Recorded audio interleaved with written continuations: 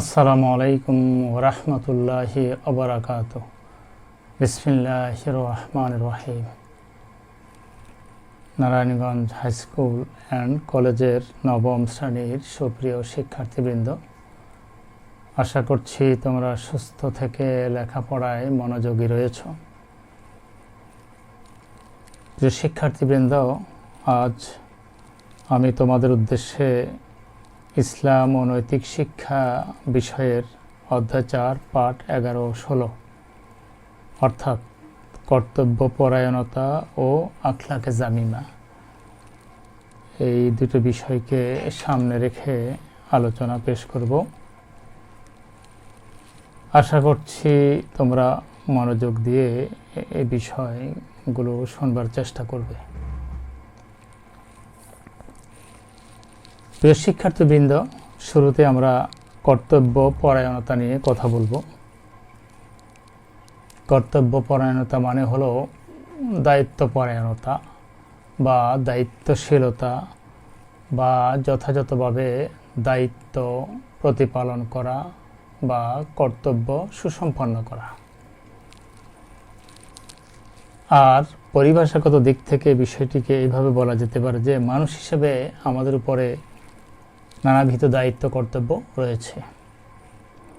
এসব দায়িত্ব কর্তব্য সময় মতো সুন্দরভাবে সুচারুরূপে প্রতিপালন করাকে কর্তব্যপরায়ণতা বলা হয়। প্রিয় শিক্ষার্থীবৃন্দ, আমরা জানি যে আল্লাহ সুবহানাহু ওয়া তাআলা তার মহাগ্রন্থ আল কোরআনে বলেছেন, সূরা আল আনআমের 132তম আয়াতের মধ্যে, প্রত্যেকে যা করে তদানুযায়ী তার স্থান রয়েছে এবং তারা যা করে সে সম্বন্ধে তোমার প্রতিপালক অনবহিত নন। এখানে এই বিষয়টি বলা হয়েছে যে যে ব্যক্তি যে ধরনের কাজ করবে আসলে সেই কাজ মোতাবেকই তার স্থান অর্থাৎ তার সম্মান বা মর্যাদা অথবা তার শাস্তি, সে তার কাজকে কেন্দ্র করেই শাস্তি পাবে অথবা পুরস্কৃত হবে। তার আচরণের উপরে নির্ভর করছে সে কি পুরস্কৃত হবে নাকি তিরস্কৃত হবে, সে কি মহান আল্লাহর কাছে সম্মানীয় হবে নাকি অপমানিত হবে। এটা তার কার্যক্রম, তার কর্মকাণ্ড, তার আচরণের উপরে নির্ভর করে। এবং আল্লাহ বলছেন যে তারা যা কিছু করে সে সম্বন্ধে তোমার প্রতিপালক অনবহিত নন, অর্থাৎ তিনি অবহিত। বিষয়টি বা ব্যাপারটি তিনি জানেন না এমন নয়, বরং তিনি জানেন। তাই যে কোনো কাজই করব না কেন সে কাজের ব্যাপারে একটু সতর্ক হওয়া উচিত, একটু সাবধানতা অবলম্বন করা উচিত, ভেবেচিন্তে করা উচিত। তা না হলে যদি কাজটি এমন হয় যে যেটা কোরআনে নিষিদ্ধ রয়েছে, হাদিসে নিষিদ্ধ রয়েছে, তাহলে এজন্যে জবাবদিহি করতে হবে এবং কঠিন শাস্তির সম্মুখীন হতে হবে। মহান আল্লাহ আরও বলেছেন, যেটি আমরা দেখতে পাচ্ছি যে তার নবী মুহাম্মদ সাল্লাল্লাহু আলাইহি ওয়াসাল্লামের মাধ্যমে অবহিত করেছেন। আর তা হলো এই যে তার নবী মুহাম্মদ সাল্লাল্লাহু আলাইহি ওয়াসাল্লাম বলেছেন, কুল্লুকুম রাইন এবং অকুল্লুকুম মাসউলিন আন রাইয়াতিহি, বুখারী শরীফের হাদিস। এখানে বলা হয়েছে যে তোমরা সবাই দায়িত্বশীল, আর এই দায়িত্বশীলতা সম্পর্কে তোমাদেরকে জবাবদিহি করতে হবে। অর্থাৎ যা কিছু আমরা করব এই সকল ব্যাপারে আবার মহান আল্লাহর কাছে জিজ্ঞাসিত হতে হবে। ভালো কাজ করলে পুরস্কৃত, মন্দ কাজ করলে তিরস্কৃত। মহান আল্লাহ যে বিষয়টি বলেছেন সেটি হলো, যে বিষয়ে তোমার জ্ঞান নেই তার অনুসরণ করো না। অর্থাৎ কোরআন হাদিসের সুনিশ্চিত কোনো ধারণা না থাকলে নিজের মতো করে কোনো কাজ করে ফেলা যাবে না। জানতে হবে এই কাজটি করবার মতো কিনা বা এটি বৈধ কিনা, এই কাজটি আমাদের করা উচিত কিনা, এগুলি আগে জেনে নিতে হবে। কর্ণ, চক্ষু, হৃদয় এদের প্রত্যেকটি সম্পর্কে কৈফিয়ত তলব করা হবে। কান, চোখ এবং হৃদয়। কান দিয়ে কোন বিষয়গুলো শুনছি, কোন কথাগুলো শুনছি, চোখ দিয়ে কি দেখতে পাচ্ছি বা কি দেখছি, আর অন্তর দিয়ে কোন বিষয়গুলো উপলব্ধি করছি। সুতরাং এই তিনটি বিষয়ে মহান আল্লাহ জবাবদিহি নেবেন, জবাবদিহি করতে হবে তার কাছে, যে চোখ কি করেছে, কান কি করেছে এবং হৃদয় কি করেছে। তাই এ ব্যাপারে আমাদের সাবধান হওয়া উচিত। মহান আল্লাহ আমাদেরকে দুনিয়াতে পাঠিয়েছেন যেন আমরা আমাদের উপরে অর্পিত দায়িত্বগুলো যথাযথভাবে, সুন্দরভাবে, শালীনভাবে, বৈধ ব্যবস্থাপনায় সুসম্পন্ন করি।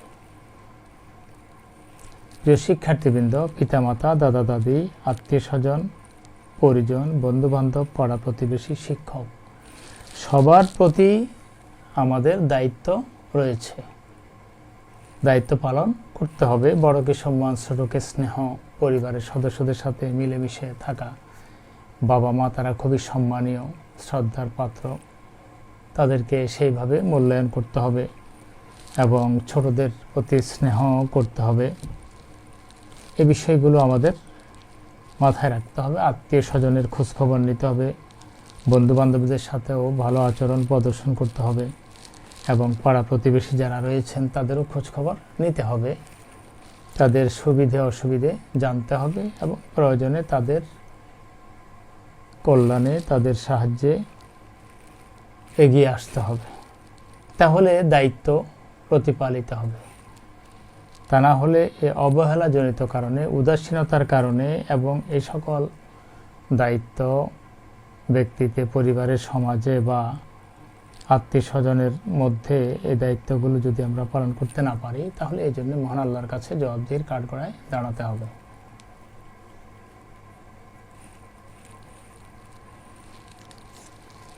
প্রিয় শিক্ষার্থীবৃন্দ, এই যে দায়িত্বশীলতা বা এই যে কর্তব্যপরায়ণতা, এই বিষয়টি নিয়ে যেই কথাগুলো আমি তোমাদের বোঝাবার চেষ্টা করেছি, সেই কথাগুলোর আলোকে আমাদেরকে আরো ভালো করে জানবার জন্য আমরা প্রশ্নের আলোকে বিষয়গুলো আরেকটু আলোকপাত করব। সেটি হলো এই যে প্রথম যে প্রশ্নটি, সেটি হলো কর্তব্যপরায়ণতা অর্থ কী। এটা আমরা বলেছি, কর্তব্যপরায়ণতা মানে হলো কর্তব্য পালন করা বা দায়িত্ব প্রতিপালন করা, দায়িত্ব সচেতন হওয়া এবং সেই কাজটি যথাযথভাবে সুসম্পন্ন করা।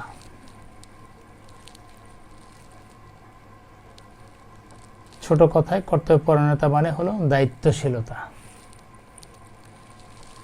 দ্বিতীয় অনুধাবনমূলক যে প্রশ্নটি, সেটি হলো কর্তব্যপরায়ণতা জরুরি কেন। এটি এজন্য জরুরি যে এই কর্তব্য মহান আল্লাহর পক্ষ থেকে সুনির্ধারিত। তিনি মানুষ হিসেবে আমাদেরকে পৃথিবীতে পাঠিয়েছেন এবং আমাদেরকে তিনি দায়িত্ব দিয়েছেন। কেউ পিতা হিসাবে দায়িত্ব পালন করবে, কেউ মাতা হিসাবে, কেউ ভাই হিসাবে, কেউ বোন হিসাবে, কেউ বড় হিসেবে, কেউ ছোট হিসেবে। তো সকলেই তো মহান আল্লাহ পাকের গোলাম, তারই দাস, তারই দাসী, তারই ভৃত্য। তিনি আমাদের মনিব, তিনি আমাদের স্রষ্টা, আমাদের দ্রষ্টা, আমাদের প্রভু, আমাদের প্রতিপালক, আমাদের পর্যবেক্ষক, আমাদের সংরক্ষক। প্রতিনিয়ত তিনি আমাদের দেখছেন। তাই আমাদের কার্যক্রমগুলো তিনি নিজে যেমন মনিটরিং করছেন, আবার ফেরেশতারও ব্যবস্থা রেখে দিয়েছেন। দুই কাঁধের ফেরেশতারা রয়েছেন, কিরামান কাতিবিন, সম্মানিত লেখকবৃন্দ তারা তাদের দায়িত্ব পালন করছেন। তাই কর্তব্যপরায়ণতা একটি জরুরি বিষয়, কারণ আমরা এই দুনিয়াতে কি করছি না করছি সব ব্যাপারেই মহান আল্লাহর কাছে হিসেব রয়েছে এবং তিনি এই ব্যাপারে আমাদেরকে জিজ্ঞেস করবেন, আমরা জিজ্ঞাসিত হব। তখন যথাযথ উত্তর প্রদানে ব্যর্থ হলে আমাদেরকে শাস্তি পেতে হবে। তাই কর্তব্যপরায়ণতা এটি জরুরি বিষয়, আবশ্যিক বিষয়। আমাদেরকে যথাযথভাবে অর্পিত দায়িত্ব প্রতিপালন করতে হবে। তৃতীয়ত, আমরা কিভাবে কর্তব্যপরায়ণ হব? কর্তব্যপরায়ণ যে আমরা হতে চাই, কিভাবে হব, বিষয়গুলো আমরা এইভাবে বলবো বা লিখব যে যথাযথভাবে কার্যক্রম আমরা সুসম্পন্ন করব। আমাদের উপর যে সমস্ত দায়িত্ব রয়েছে এগুলি আমরা যথাযথভাবে আঞ্জাম দেব। দ্বিতীয়ত, সময় মতো করব, যথাসময়ে এগুলি আমরা সুসম্পন্ন করব। তৃতীয়ত, আন্তরিকতার সাথে করব, যা কিছু করবে এগুলি যেন মনে প্রাণে একাত্ম হয়ে করা যায়, আন্তরিকতা সহকারে করা যায়। করতে হবে বলেই করব এমনটি নয়, বরং আন্তরিকতা সহকারে, ভালোবাসা সহকারে এগুলি সুসম্পন্ন করতে হবে। চতুর্থ হলো জবাবদিহিতার মানসিকতা নিয়ে করব, যে এই কাজগুলো যদি যথাযথভাবে সুসম্পন্ন করতে না পারি তাহলে মহান আল্লাহর কাছে আমাদেরকে এই ব্যাপারে জিজ্ঞাসিত হতে হবে এবং এই অপরাধের জন্য শাস্তি পেতে হবে। তাই আর যদি জবাবদিহিতার মানসিকতা নিয়ে সুসম্পন্ন করা যায় তাহলে আল্লাহ সন্তুষ্ট হবে, খুশি হবেন, তিনি এই জন্যে বিনিময় দেবেন, পুরস্কৃত করবেন।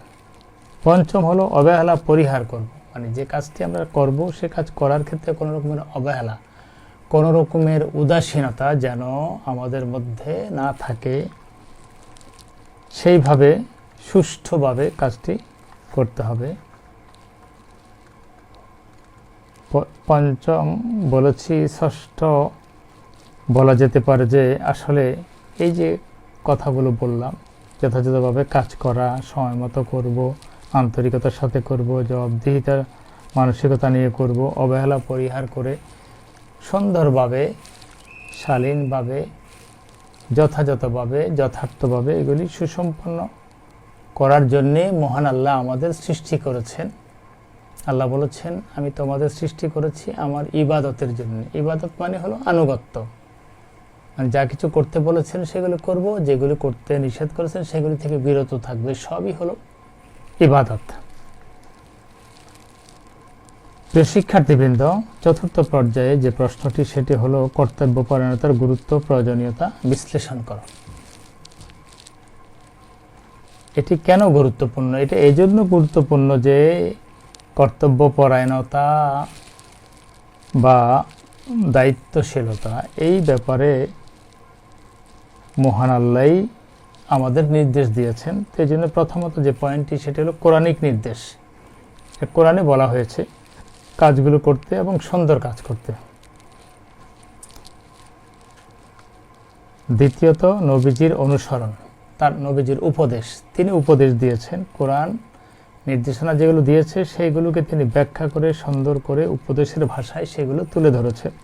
একদিকে কোরআনিক নির্দেশ, আল্লাহর বিধান আমরা পালন করব, আদেশ পালন করব, অন্যদিকে নবীজির অনুসরণ করব, কারণ সেই কাজগুলো নবীজি নিজে সুসম্পন্ন করেছেন।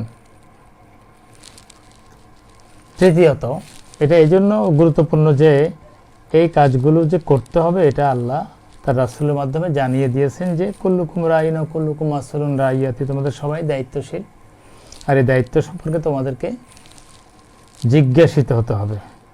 তাই জিজ্ঞাসিত হতে হবে, এই বিষয়টিকে মাথায় রেখেই আমাদের দায়িত্ব পালন করতে হবে, যেহেতু এটি খুবই গুরুত্বপূর্ণ এবং এর জন্য জবাবদিহি করতে হবে। চতুর্থ হলো মানবতার কল্যাণের জন্য সৃষ্টি। মহান আল্লাহ আমাদের সৃষ্টি করেছেন যাতে করে আমরা বিশ্ব মানবতার কল্যাণ সাধন করতে পারি।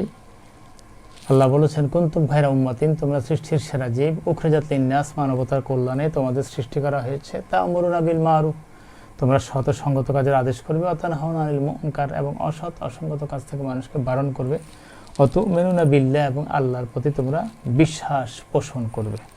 তাহলে এখানে প্রমাণিত হলো যে আল্লাহ আমাদের সৃষ্টি করেছেন সেরা জীব হিসাবে যাতে করে আমরা মানবতার কল্যাণে ভূমিকা রাখতে পারি, আমরা যেন দায়িত্ব পালন করতে পারি, আমাদের উপর অর্পিত দায়িত্ব যেন আমরা সার্থকভাবে, সুন্দরভাবে, যথাযথভাবে সুসম্পন্ন করতে পারি।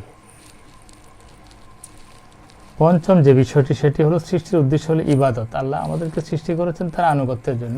তিনি বলেছেন, আমা খালাকতুল জিন্না ওয়াল ইনসা ইল্লা লিয়াবুদুন, আমি জিন এবং মানুষকে সৃষ্টি করেছি, উদ্দেশ্য হলো তারা আমার আনুগত্য করবে। আমি যা কিছু তাদের করতে বলেছি তারা এগুলি সুসম্পন্ন করবে, যেগুলো থেকে বিরত থাকতে বলেছি সেগুলো থেকে তারা দূরে সরে থাকবে, সেগুলি তারা করবে না। এইভাবে করে যদি বিষয়টিকে আমরা উপলব্ধি করবার চেষ্টা করি যে আসলে দায়িত্বশীলতা বা দায়িত্বপরায়ণতা বা কর্তব্যপরায়ণতা এটি একটি গুরুত্বপূর্ণ বিষয়। এটিকে ছোট করে, খাটো করে, অবজ্ঞা উপেক্ষা করে অবমূল্যায়ন করবার কোনো সুযোগ নেই, বরং এটি আল্লাহ পাকের ইবাদত, তার আনুগত্য, তার বিধান, তার নির্দেশনা, এই সব কিছু মেনে চলতে হবে। তাহলেই আমাদের উপরে অর্পিত দায়িত্ব প্রতিপালিত হবে। আমরা যেমন এর মাধ্যমে সওয়াব পাব এবং পরকালে আমরা মহান আল্লাহ পাকের পক্ষ থেকে পুরস্কৃত হয়ে জান্নাতে বসবাসের সুযোগ পাব। তো শিক্ষার্থীবৃন্দ, এরপর যে বিষয়টি সেটি হলো 16তম যেই পাঠ, অধ্যাচার। ইতিপূর্বে বলেছি 11তম পাঠ, এখন 16তম পাঠ, অর্থাৎ আখলাকে জামিমা। আমরা জানি যে আখলাক শব্দের অর্থ হলো চরিত্র সমষ্টি, আর জামিমা মানে হলো নিন্দনীয়। আখলাকে জামিমা মানে হলো নিন্দনীয় আচরণ সমূহ বা নিন্দনীয় কাজগুলো, কর্মগুলো, যেগুলো অপছন্দনীয়, যেগুলোকে আখলাকে সাইয়্যাও বলা হয়। মানে মানুষের চরিত্রের কতগুলো নেতিবাচক দিক যেগুলো আল্লাহ এবং তার রাসূল পছন্দ করেন না। যেমন উদাহরণস্বরূপ বলা যেতে পারে মিথ্যা বলা, প্রতারণা করা, ঠাট্টা বিদ্রূপ করা, হিংসা বিদ্বেষ পোষণ করা, লোভ লালসা করা, পরনিন্দা করা, পরচর্চা করা, অপব্যয় করা, কৃপণতা করা, ক্রোধ, গর্ব, অহংকার। এই যে বিষয়গুলো আমি বললাম, এই সবগুলো নেতিবাচক দিক, এগুলি সবগুলো মন্দ দিক, অসুন্দর দিক, অশালীন, অবৈধ, অপ্রীতিপদ, অমার্জিত, অনাকাঙ্ক্ষিত এবং অবাঞ্ছিত। এগুলোর মাধ্যমে আল্লাহর সন্তুষ্টি লাভ করা যায় না, বরং আল্লাহ অসন্তুষ্ট হন। তাই এই জাতীয় নিন্দনীয় যাবতীয় আচরণ আমরা পরিহার করে চলব। তাহলে আখলাক শব্দের অর্থ হলো চরিত্র সমষ্টি, আর আখলাকে জামিমা মানে নিন্দনীয় চরিত্র সমষ্টি বা নিন্দনীয় আচরণ সমষ্টি বা নিন্দনীয় স্বভাব সমষ্টি। এটি জ্ঞানমূলক একটি প্রশ্ন যে আখলাকে জামিমা অর্থ কি? আমরা বলবো যে আখলাকে জামিমা অর্থ নিন্দনীয় আচরণ। এরপরে আখলাকে জামিমা থেকে আমরা বিরত থাকবো কেন? এই জন্য বিরত থাকবো, দ্বিতীয় প্রশ্নটি, যে এই আখলাকে জামিমা এটির পরিণতি হলো মন্দ, ভয়াবহ। এই জন্যে মানুষকে আল্লাহর কাছে জবাবদিহি করতে হবে এবং মানুষ কঠিন শাস্তির সম্মুখীন হবে। কারণ এই সব কিছু থেকে বিরত থাকতে মহান আল্লাহ বলেছেন। তাই এগুলি সুসম্পন্ন না করে, এগুলি সম্পন্ন না করে বরং এগুলোকে উপেক্ষা করতে হবে, অগ্রাহ্য করতে হবে, ডিনাই করতে হবে। এগুলো থেকে নিজেকে দূরে সরিয়ে রাখতে হবে, এগুলো থেকে দূরে থাকতে হবে। প্রিয় শিক্ষার্থীবৃন্দ, আমরা কিভাবে এই জাতীয় আচরণগুলো থেকে বিরত থাকব? আমরা কখনো মিথ্যা বলবো না, কখনো আমরা প্রতারণা করব না, কখনো ঠাট্টা বিদ্রূপ করব না, কখনো কারো প্রতি হিংসা বা বিদ্বেষ পোষণ করব না। আমরা অর্থবিত্তের জন্যে লোভ লালসার শিকার হব না, পরনিন্দা করব না, পরচর্চা করব না, অপব্যয় করব না, কৃপণতা করব না, ক্রোধ বা গর্ব অহংকার এগুলো যেন আমাদের মধ্যে না থাকে। আমরা এগুলো থেকে বিরত থাকব। আমাদের কথায়, আমাদের কাজে, আমাদের আচরণে, আমাদের চলাফেরার মধ্যে যেন এই জাতীয় নেতিবাচক কোনো বিষয় থেকে না থাকে বা থাকতে না পারে, সেজন্য আমাদেরকে সচেষ্ট হতে হবে। প্রিয় শিক্ষার্থীবৃন্দ, পরনিন্দা, পরচর্চা বা আখলাকে জামিমা এগুলো হলো নিন্দনীয় আচরণ। সুতরাং এই নিন্দনীয় আচরণ এর কুফল রয়েছে। এই কুফল থেকে আমাদেরকে বাঁচতে হবে। কারণ নবীজি বলেছেন মিথ্যা বলা এটি হলো উম্মুল আসাম, পাপের জননী।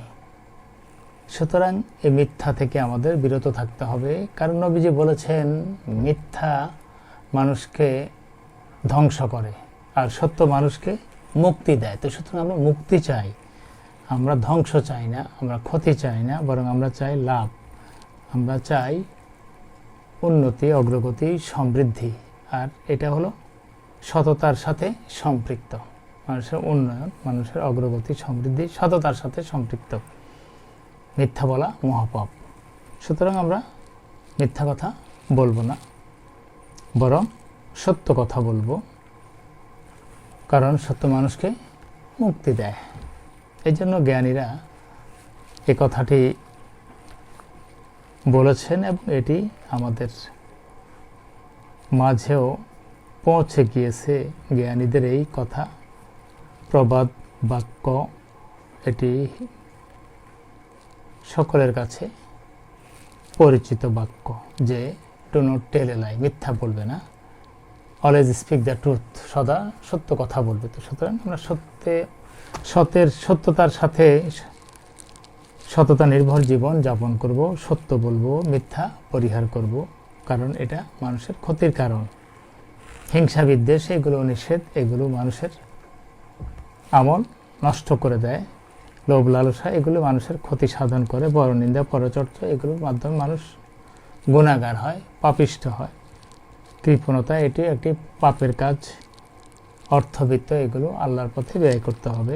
ক্রোধ, গুসা করা যাবে না, গর্ব করা যাবে না, অহংকার করা যাবে না, এগুলি শয়তানের স্বভাব। তো এই জাতীয় কাজ এগুলি মানুষের জন্যে ক্ষতির কারণ, এগুলি কুফল। এগুলোর মাধ্যমে কোনো সুফল নেই, বরং এগুলো মানুষের জন্যে শত্রু হিসাবে দাঁড়াবে পরকালে। এ সমস্ত আচরণের জন্যে মানুষ মহান আল্লাহর কাছে তারা কৃপা না পেয়ে বরং মহান আল্লাহর অভিসম্পাতের শিকার হবেন। প্রিয় শিক্ষার্থীবৃন্দ, স্বল্প পরিসরে দুইটি বিষয়কে নিয়ে যে কথাগুলো আমরা বললাম, সে কথাগুলো বারবার শুনবে এবং বইটিও সামনে নিয়ে এই দুটি বিষয় ভালোভাবে পড়বে, জানবে, বুঝবে, উপলব্ধি করবে। এরপর আমার এই আলোচনা এবং বইয়ের সেই দুটি পাঠকে কেন্দ্র করে যে কথাগুলো লিখিত রয়েছে বইতে, এই সব কিছুকে তোমরা মিলিয়ে একাকার করবে এবং নিজের মতো করে লিখবার চেষ্টা করবে। তাহলে তোমার সৃজনশীলতা রয়েছে এটি প্রতীয়মান হবে, এটি প্রতিভাত হবে, প্রকাশিত হবে এবং তুমি ভালো শিক্ষার্থী হিসাবে সকলের কাছে সমাদৃত হবে। প্রিয় শিক্ষার্থীবৃন্দ, তোমরা ভালো থাকো, সুস্থ থাকো, সুন্দর থাকো। তোমাদের সুস্থ সুন্দর জীবন কামনা করে আমি আমার আলোচনা এখানে শেষ করছি। আসসালামু আলাইকুম ওয়া রাহমাতুল্লাহি ওয়া বারাকাতুহু।